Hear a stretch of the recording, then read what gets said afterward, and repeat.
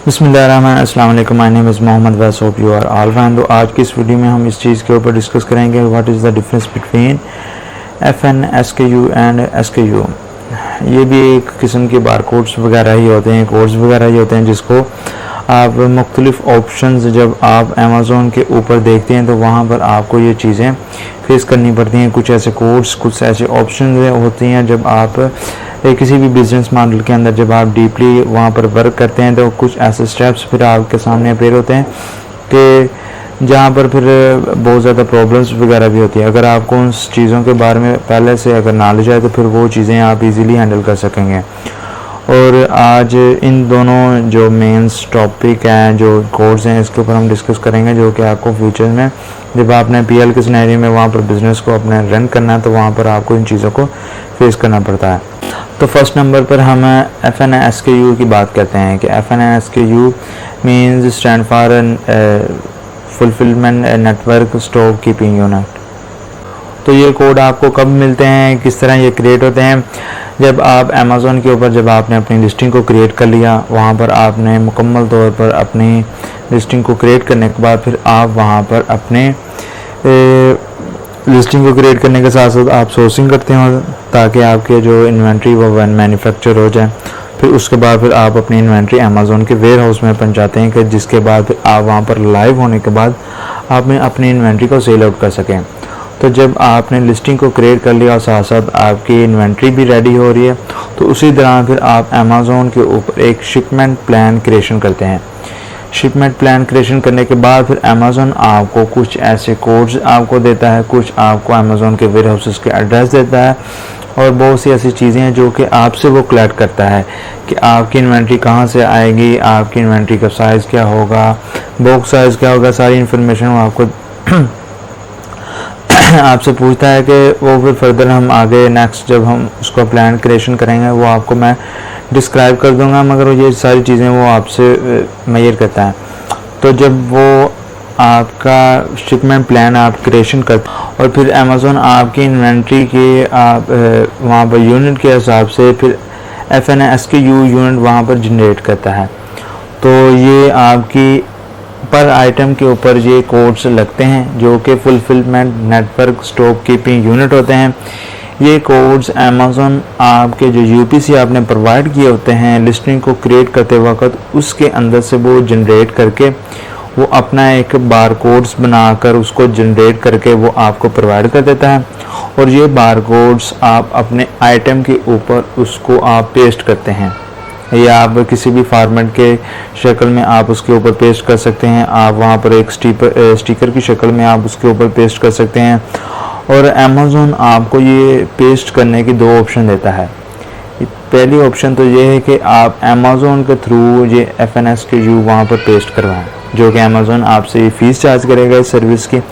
और साथ अमेज़ोन को ये भी आपको ऑप्शन देता है कि अगर आप ये सर्विस हमसे नहीं लेना चाहते तो फिर ये जो कोड्स है ये आप इजीली डाउनलोड करें। डाउनलोड करने के बाद आप स्टिकर की शक्ल में आप अपने आइटम्स के ऊपर ये लगा दें उसके बॉक्स के ऊपर। तो फिर आप ये आइटम अपने उसको प्रिंट करके आप अपने जो मैन्युफैक्चर होता है जहाँ से आप अपनी इन्वेंट्री को रेडी करवाते हैं, मैन्युफैक्चर करवाते हैं, तो आप यही कोड्स आप उनको दे देते हैं कि ये कोड मेरे आइटम के ऊपर लगा दें। इन कोड्स का बेसिक मकसद क्या है जो कि FN SKU कोड होते हैं।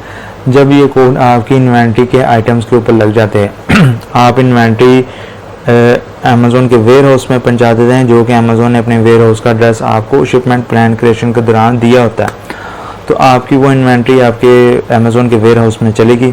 जाने के बाद फिर अमेज़ोन उस आइटम को जब देखता है कि फिर वहाँ पर जो FN SKU कोड होता है फिर वो स्कैन करते हैं। स्कैन करने से उनको ये मालूम हो जाता है कि ये जो इन्वेंट्री है ये उस पर्टिकुलर जो अकाउंट की लिस्टिंग है जो वहाँ पर अमेज़ोन के ऊपर अकाउंट क्रिएशन के बाद जब अमेज़ोन के ऊपर जब वो शिपमेंट प्लान क्रिएशन किया होगा तो फिर तब वो जो उन्होंने कोड दिए तो ये वो कोड है। इसका मतलब कि इस इन्वेंट्री को हमने किस जगह पर सेव किया करना होता है। तो ये कोड का बेसिक मकसद यही है कि उनका इतना बड़ा वेयर हाउस हो और ये कोड ही उन्हें ये बताता है कि ये इन्वेंट्री आपने किस जगह पर किस पैलेट के ऊपर, किस बॉक्स के अंदर आपने इसको रखना है।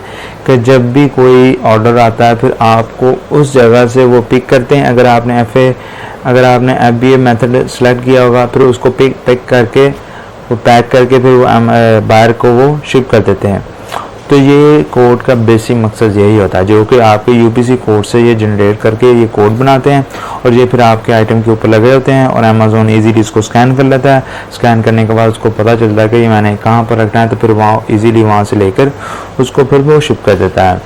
तो उसके बाद अगर हम बात कर रहे हैं कि SKU फिर क्या है, SKU stand for stock keeping unit. जब भी आपने अमेज़ॉन के ऊपर लिस्टिंग को क्रिएट करना होता है तो मोस्टली ये आपसे तब पूछते हैं जब आपने अपनी वेरिएशन के साथ अपनी लिस्टिंग को क्रिएट करना होता है।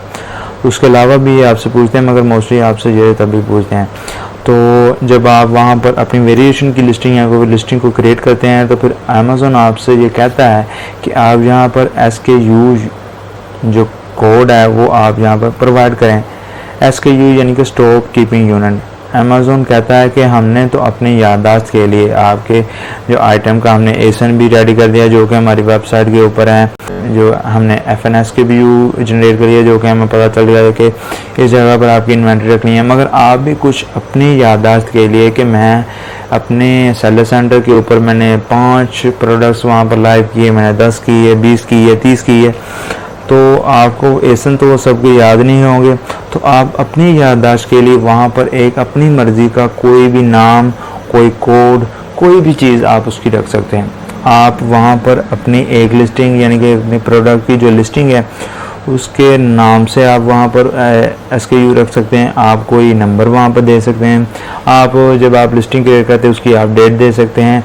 आप कोई भी चीज़ आप ये रख सकते हैं और ये अमेज़ॉन आपको इसके राइट्स देता है कि ये नाम आप खुद रखें अपनी याददाश्त के लिए कि ये मेरा आइटम है, ये उसकी लिस्टिंग है और इस आइटम का मैंने नाम क्या रखना है। आप अपनी मुताबिक आप उसका नाम रखते हैं जिसको अमेज़ॉन SKU कोड कहता है और ये आप अपनी मर्ज़ी के मुताबिक कोई भी रख सकते हैं। आप इंग्लिश के वर्ड्स रख सकते हैं, आप वहाँ पर कोई डिजिट्स रख सकते हैं, कोई करैक्टर आप रख सकते हैं, कोई भी चीज़ आप वहाँ पर अपनी मर्ज़ी के मुताबिक जो कि आपको इजीली याद रहे वो आप रख सकते हैं।